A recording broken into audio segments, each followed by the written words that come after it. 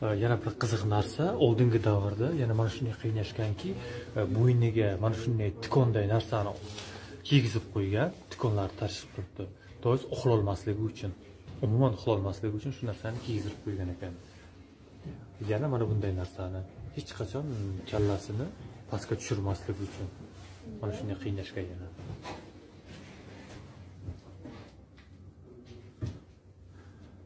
Mana bu narsalarni oyoq kiyimga kiygizgan. Mana yana bu narsa. Ma'lumot, mana bu kompyuter birinchi kompyuter mana shunday ishlab chiqarilgan, lekin bunday kichkina emas. Birinchi kompyuter ishlab chiqarilgani 24-yanvar 1984-yil 50 tonna bo'lgan. Bitta uyni egallagan, polностью bitta katta xonani egallagan. Keyin уже asta-asta kichkina bo'lib, даже karmanli kompyuterlargacha chiqib ketdi. Birinchi kompyuter 50 tonnali kompyuter bo'lgan ekan. Mana shunaqa kompyuter bo'lgan mana. Даже mana bu yerda ma'lumotlar yozilgan turibdi. Shu ma'lumotlarga asosan o'qib sizlarga aytdim. Agar kimga qiziq bo'lsa, haqiqatan bu ma'lumotlarni